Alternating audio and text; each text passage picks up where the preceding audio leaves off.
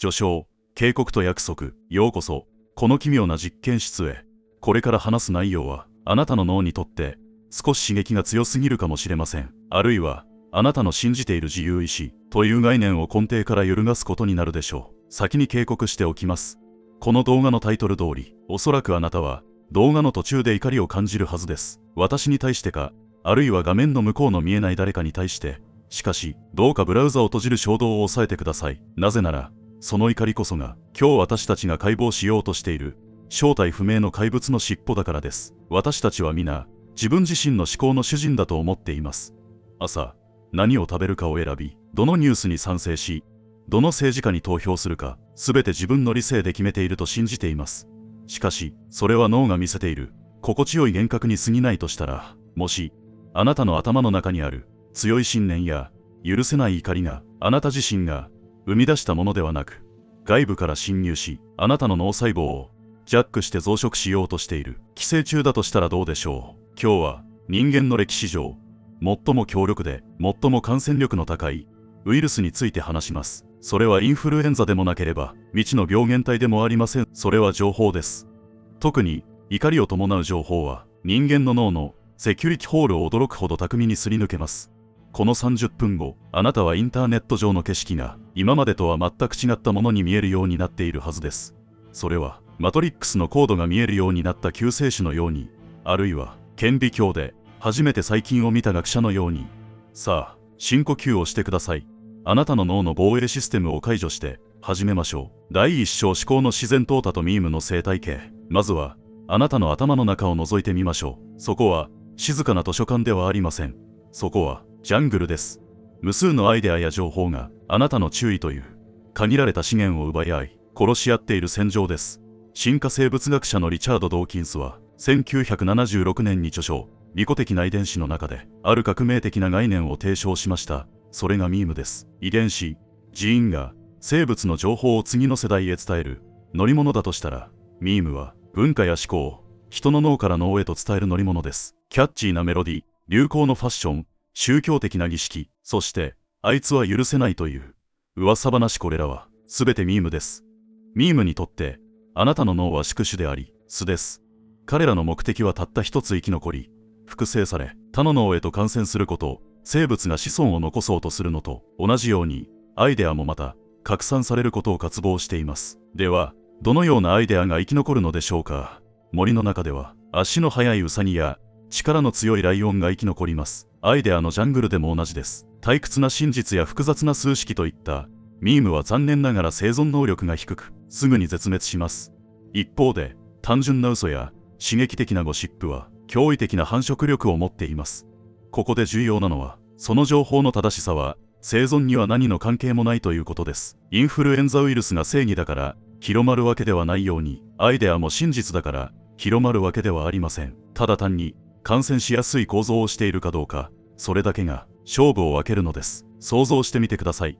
広大な平原に、2つの部族が住んでいます。一方の部族は、物事を深く考え、証拠を集めてから判断しようという、慎重なミームを持っています。もう一方の部族は、怪しい音は全て敵だ、攻撃しろ、という、単純で攻撃的なミームを持っています。ある夜、草むらでガサガサという音がしました。慎重な部族は、風かもしれないし、ウサギかもしれないと考え込み結果、茂みに隠れていた虎に、食べられてしまいました。攻撃的な部族は、音がした瞬間に槍を投げ、生き延びました。私たちの脳は、この攻撃的な部族の子孫です。私たちは、事実確認をするよりも、先に、危険や敵意に反応するように進化の過程で、プログラムされているのです。現代社会において、茂みの中の虎はいなくなりました。しかし、その代わりにスマートフォンという窓を通じて毎日何千ものガサガサという音が飛び込んできます。そして、私たちの脳内に住む原始的なミームたちはその度に警報を鳴らし、槍を構えるのです。これが、私たちがインターネット上で冷静な議論よりも、感情的な罵り合いに引き寄せられてしまう生物学的な理由の第一歩です。第2章、光覚醒という名のガソリン。ここで、少し科学の授業をしましょうと言っても、フラスコやビーカーの話ではありません。あなたの脳内で分泌される神経伝達物質の話です。ペンシルベニア大学のジョナ・バーガー教授は、その著書、コンテージョス伝染の中で、なぜ特定のコンテンツだけが爆発的にシェアされるのかを分析しました。彼は感情を2つの軸で分類しました。一つはポジティブかネガティブか、そしてもう一つ、さらに重要な軸が覚醒度が高いか低いかです。例えば、悲しみはネガティブですが、覚醒度が低い感情です。悲しい時、人は部屋の隅で膝を抱え、動きたくなくなります。つまり、行動を起こすエネルギーが奪われるのです。もし、タイムラインに、ただただ悲劇的で、救いのないニュースが流れてきても、あなたはいいねを押す気力さえ起きず、静かにスクロールして通り過ぎるでしょう。これでは、ミームは死滅します。一方で、怒りはどうでしょう。怒りはネガティブですが、極めて覚醒度が高い感情です。理不尽な映像を見た瞬間、心拍数は上がり、瞳孔は開き、筋肉は緊張します。脳は、戦うか逃げるかの準備を整え、大量のアドレナリンを放出します。この有り余ったエネルギーは、出口を求めます。現代社会において、その出口は誰かを殴ることではありません。リツイートボタンを叩くことや、激しいコメントを書き込むことです。そう、怒りは行動させるための燃料なのです。インターネットという広大なエンジンは、この燃料で動いています。かわいい猫の動画は、ほんのりとした温かさを与えますが、エンジンを全開にするにはパワー不足です。しかし、許せない不正や、常識外れの言動は、ジェット燃料のように一瞬で炎を燃え上がらせます。ミームの視点から見れば、怒りを伴う宿主を見つけることは、高速道路に乗るようなものです。そこに乗っかれば、瞬く間に何千、何万という脳へ到達できるのですから、ここで残酷な真実に直面します。プラットフォームのアルゴリズムは、人間の心理を学習しています。YouTube や X、Q、Twitter の AI は、道徳心を持っていません。彼らの唯一の目的は、滞在時間を延ばすことです。AI は学習の過程で気づいてしまいました。人間に穏やかな真実を見せるよりも、少しイライラさせるような論争を呼ぶコンテンツを見せた方が、画面に釘付けになり、広告をたくさん見てくれるとつまり、私たちが怒れば怒るほど、シリコンバレーのサーバー代が賄われ、株価が上がる仕組みになっているのです。私たちは、巨大なシステムの発電バッテリーとして機能しています。第三章敵対的共生、憎しみ合う双子。さて、視点を個人の脳から集団へと広げてみましょう。インターネット上には常に激しく対立するグループが存在します。右派と左派、キノコ派とタケノコ派、iOS 信者と Android 信者。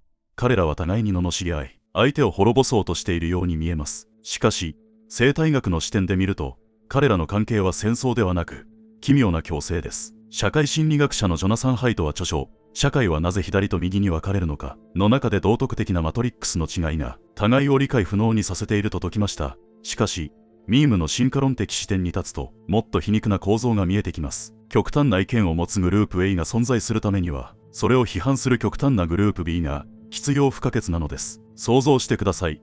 あるテニスの試合を片方のプレイヤーが、ボールを強く打ち返せば、打ち返すほど相手もまた、さらに強く打ち返してきます。ラリーが激しくなればなるほど、観客つまりやじ馬が集まり、試合は盛り上がります。もし、片方のプレイヤーがラケットを置き、君の意見にも一理あるねと、歩み寄ってしまったらどうなるでしょう。試合は終了し、観客は去り、スタジアムは静まり返ります。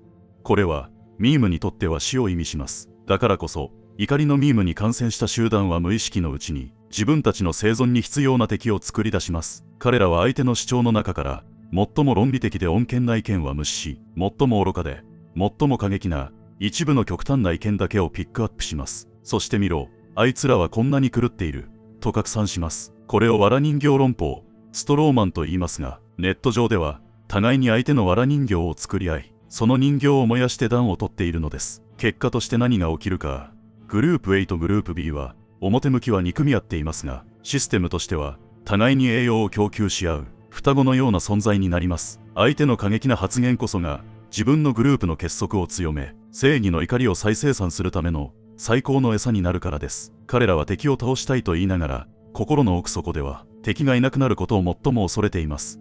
敵がいなくなれば、自分たちの存在意義、アイデンティティもまた消滅してしまうからです。この敵対的共生のループに入り込むと、抜け出すのは容易ではありません。なぜなら、そこには強烈な所属感と快楽があるからです。共通の敵を攻撃している時の、あの一体感、自分たちが善の側に立っているという、陶酔感、それは脳内麻薬であるドーパミンをドバドバと放出させます。怒りは不快なだけではありません。実は、とてつもなく気持ちいいのです。だからこそ、私たちは夜更かしをしてまで嫌いなはずのインフルエンサーの発言をチェックしに行ってしまうのです。第4章思考の免疫不全。ここまで、怒りのミームがいかに強力で狡猾かを見てきました。では、私たちの脳にはこれに対抗する手段はないのでしょうか。本来、人間には理性や懐疑心という免疫システムが備わっています。怪しい情報が入ってきたら、本当かなと疑い検証しようとする機能です。しかし、怒りのミームは、この免疫システムを無力化する特殊な鍵を持っています。それが確証バイアスと呼ばれる心理メカニズムです。人間は、自分がすでに信じていることを裏付ける情報は喜んで受け入れ、称賛します。逆に、自分の信念を否定するような情報は、たとえそれが科学的ファクトであっても、でっち上げだ、変更報道だと理由をつけて拒絶します。怒りのミームは、このバイアスを最大限に利用します。例えば、あなたが嫌いな政治家が失言をしたというニュースを見たとします。あなたの脳の免疫システムは作動しません。なぜなら、その情報は、あいつはダメなやつだという、あなたの既存の信念と完璧に一致するからです。あなたは検証することなく、やっぱりな、と即座にシェアボタンを押します。まるで、トロイの木馬のように、あなたの正しさ、という包装紙に包まれたウイルスを、自ら縄文を開けて招き入れてしまうのです。さらに厄介なことに、SNS のフィルターバブルが、この状況を悪化させます。あなたが一度怒りのクリックをすると、アルゴリズムは、あなたに似たような怒りを感じさせる投稿を、次々とお勧めしてきます。あなたのタイムラインは、世界中の理不尽だけを集めた博物館になります。それを見続けるうちに、脳の認識は歪んでいきます。世界は悪意に満ちている。敵はあまりにも強大だと恐怖と怒りで、視野が狭くなっていきます。これを、平均世界症候群と呼びます。実際の世界は、そこまで悪くないかもしれないのに、あなたは24時間、仮想の戦場に住むことになるのです。第5章、デジタルパンデミックからの脱出。さあ、診断は終わりました。私たちは、感情という感染力の高いウイルスに囲まれ、アルゴリズムによって増幅された怒りのケージの中で、互いに藁人形を燃やし合っています。絶望的な状況に思えるかもしれません。しかし、治療法はあります。それは、ワクチンを打つことでも、インターネットを破壊することでもありません。ただ気づくことです。心理学にはメタ認知という言葉があります。これは自分の思考を、もう一人の自分が上から眺める能力のことです。次に、ネットを見ていて、胃のあたりが熱くなり、指先が震えるほどの怒りを感じたとき、すぐにリプライを書き込まないでください。代わりに、深呼吸をして、心の中でこう実況中継してみてください。おっと、私の脳内で今、ドーパミンが放出されているな。アドレナリンが出て、攻撃態勢に入ろうとしている。これは、あのミームが私を使って繁殖しようとしている瞬間だ。このように自分の感情を客観的に観察できた瞬間、魔法は解けます。あなたは操られる宿主から観察する科学者へと変わります。怒りが消えるわけではありません。しかし、怒りに乗っ取られることはなくなります。あなたは選択できるようになります。その怒りのエネルギーを不毛なレスバトルに使うのか、それとも本を読んだり、美味しいコーヒーを入れたり、自分自身の生活を豊かにするために使うのかを。最終章、静寂という革命。冒頭で言いました。この動画はあなたを怒らせるだろうと。もし、あなたが今、この社会の仕組みや、自分自身の脆さに対してあるいは、こんな不都合な真実を突きつけた私に対して、少しでも苛立ちを感じているなら、実験は成功です。あなたは正常な人間であり、同時に、感染のリスクにさらされています。しかし、この動画を最後まで見たあなたは、もう以前のあなたとは少し違います。あなたは、ウイルスがどのように侵入し、どう作用するかを知ってしまいました。手品の種を知ってしまった観客は、もう二度と魔法には驚けません。同じように、あなたはもう、単純な煽りタイトルや、対立を煽るサムネイルを見ても、以前のように反射的に怒ることはできなくなるでしょう。代わりに、少し冷めた目で見つめ、あ、ここでもまた、かわいそうなミームたちが必死に生き残ろうとしているな、そう思えるようになるはずです。インターネットは素晴らしい道具です。それは人類の知恵を結集した図書館であり、遠く離れた誰かと笑い合える広場でもあります。それを汚染された戦場にするか、豊かな庭にするかは、プラットフォームの規約が決めることではありません。私たち一人一人の指先の 0.1 秒の判断にかかっています。次にあなたが許せないと感じたとき、それが世界を変えるための正義の怒りなのか、それとも単に誰かの養分にされているだけなのか、一度だけ立ち止まって考えてみてください。世界を救うのは大きな声で叫ぶことだけではありません。時には騒音に加担せず静かにスルーすること、それが最も知的で最もパンクな反逆になることもあるのです。それではまた次の動画でお会いしましょう。あなたの脳の健康を祈っています。おやすみなさい。ご視聴ありがとうございました。